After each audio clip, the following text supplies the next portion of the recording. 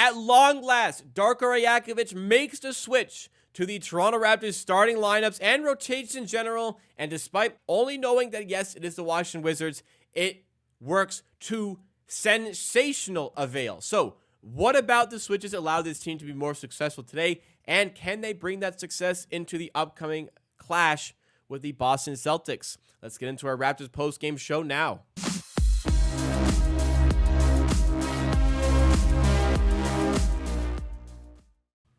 So, if you guys enjoy what you see from this one, have enjoyed anything you see from the channel, make sure to smash that like button and subscribe because we do content like this for every Raptors game, and we'll be doing it for that Celtics game as well, no matter how good, no matter how bad it may become. So, if you watched the previous video in the previous post-game show, you saw the rant against Darko Rajakovic. And honestly, that rant got to a different level once I finished recording when I saw Darko Rajakovic's post-game press conference, where he was once again asked after another embarrassing loss about the possibility of lineup changes and changing the lineup. To which he replied, "Change lineups?" This is a direct quote. "What? How? Why? Who? We can mix up rotations, but it's not like we have Steph Curry on the bench and we're not playing him." This made me angrier because it was there's clear recognition from people watching, like myself, that the lineups weren't working. The starting lineup wasn't having success. And on top of that, the bench lineups were horrible. The 4+1 lineups, 4 bench players, 1 starter lineups were not working. There was not enough talent, and it cost us the game against the Utah Jazz in the fourth quarter. It was obvious things needed to change. So I couldn't believe an NBA head coach couldn't recognize the shortcomings that easily were able to be spotted by somebody like myself on the outside looking in. How could Darko not figure these things out? Well, he mentioned that he needs to look in the mirror. Everybody in the organization needs to look in the mirror and think about what they need to do better. Well, it looks like Darko looked in the mirror for a very long time because we got a change to the starting 5 today, and a welcome one indeed. Dennis Schroder moves to the bench in favor of Gary Trent Jr. So we got treated to some Scotty Barnes running the point. We got more spacing into the team by adding in Gary Trent to the starting 5. Gary Trent has a knack for performing better in the starting 5, and that was true today. He did look improved today for the Raptors, and that was a welcome sight indeed.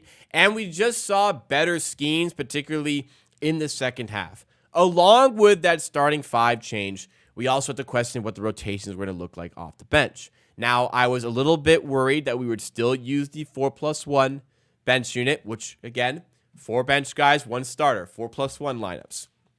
However, now that Dennis Schroder was off the bench, Dennis Schroder was one of those 4 players. So it was a lot easier to swallow and stomach those 4+1 lineups when the 4+1 lineup is Dennis Schroder, along with either Scotty Barnes or Pascal Siakam, along with 3 other bench players. The bench players typically were Otto Porter Jr., Jalen McDaniels, as well as Chris Boucher. We got a bit of a chew-up with the starting unit in the second half, which we can go into as well. But those lineups, especially playing against a lesser Wizards team and a small Wizards team, allowed us for a ton of spacing and a ton of opportunities. Dennis Schroder with the bench unit does a much better job of initiating offense and creating advantages for his teammates, which usually the bench lineups don't have at all and have no players to complement really because they're trying to create things on their own. Having the additional talent of Barnes or Siakam on the side of that just made the bench minutes a lot more pleasing to watch. And I was never at any point looking at the lineup on the floor thinking,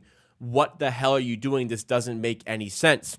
The starting 5, which is more so what you maybe would want to be focused on, were better.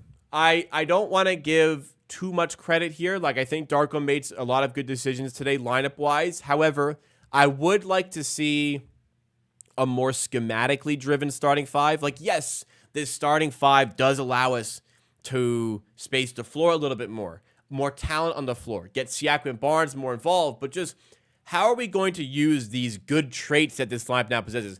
We need to use these in certain plays and sets. We need these to be drawn up to use actually on the floor, which is more, but we are more so just thinking like, okay, it's just better now. It makes more sense. It's going to work.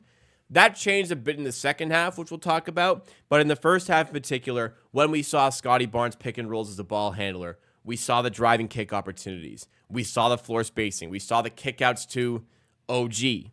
We saw the kickouts to Trent. And we're kicking out to guys we can truly trust to knock down these open threes. Trent is more trustworthy as a starter for some reason. And, despite maybe not being super efficient today, 3 of 8 from 3, just more consistency from Trent is bound to come with this lineup, and more opportunities to hit those open threes are going to come rather than him creating tough shots for himself. OG has been inconsistent, but found a degree of consistency today with a 26-point night leading the way, 11 of 16 from the field, 3 of 7 from 3. This space for the team and the driving kick opportunities for Barnes just made so much sense for this team. Pirtle wasn't as much of a necessity today because the Wizards played small, but where we saw difficulty is still not enough involvement for Siakam, especially in a game like this where the Wizards have no answer for him. Well, that solved very much in the second half. The struggle I've had with coming to grips with Barnes as the point guard for this team from the starting 5, what I haven't loved about the idea behind that is that there's no on-ball initiator. Schroder, as much as there's some shortcomings to his game, initiates and can provide that dribble penetration that Scotty Barnes, at his age right now, really honed in on the three-point game in the offseason. It looks like it's for real. He went 4 of 8 from 3 today, but his handles aren't quite as tight to create that dribble penetration, especially when he's getting really good defenders being thrown on him, like Avdija was thrown on him today. Very much a good defender. So in the second half, the adjustment that was made is Siakam is more as the ball handling initiator. A screen is set. His handles are very good. And he was getting those driving kick opportunities. And when he wasn't getting driving kick opportunities, he was driving and scoring. And he had a 12-point third quarter after a 6-point first half. Siakam will finish on 22 points, 9 of 15 shooting tonight, along with, my God, 11 assists. So instead of Schroder, primary ball handler, Barnes, secondary ball handler, it's Barnes, the primary ball handler, and Siakam as the secondary ball handler. And that's only going to get them more involvement here. Also, we saw in the second half, because the Wizards played small, we could play Achua at the start of the second half instead of Pirtle. Pirtle all of a sudden was involved with the bench unit, providing a bit more talent over there as well and getting him a bit more involved in offense. He had a 4-point first half. He'll finish with 10 points on 4 of 6 shooting. So what was great about this game? The lineup changes, yes, were great. The lineups made sense, which was just so much more fun to watch. And on top of that, I know it's the Wizards, but it's a good little test here of what we have. Darko Rajakovic, I think what was honestly the best trait about the game, as much as I love the fact that, yes, he did make the swaps that were necessary in the lineups. But I think that the biggest thing I can compliment him on is that there were in-game assessments of the situation, and he was proactive. There were in-game adjustments that aided this team on the way to a resounding win here in the end. The game is still going. It's garbage time, so I didn't really want to watch the rest of it, but it's going to be around a 30-point win here for the Raptors. And for a team that's 11 and 18 and 3 of 9 away from home, doesn't really matter who the opponent is. A 30-point win is a 30-point win, and that is impressive. It just flowed nicer. And for the first time in so long, I went into a Raptors game excited for what I was about to see. And this was so great to see how it all went down. Now, one thing that we're going to have to really see, and this is going to be a real measure of what this team is made of, and a good test to see like what works from this, what doesn't, is going to be the Celtics game coming up. That's going to be likely a brutal one. I suspect the Celtics at TD Garden will win that game comfortably, but I'm not like so invested in wins and losses this season. I'm invested in this team getting better and seeing improvement and seeing development and seeing a process I can believe in place. And I can actually believe in this lineup a lot more than I could believe in what we were doing previously. And I think the biggest strength of it isn't the starting 5 and how it's changed. It's the bench unit and the distribution of talent into those bench units when you start to integrate them that made more sense today. So that Celtics game will be tough. And even what's going to be real tough is 2 away games back-to-back nights, one of which is the Celtics, and the other one would be the Pistons. The Pistons play the Celtics tomorrow.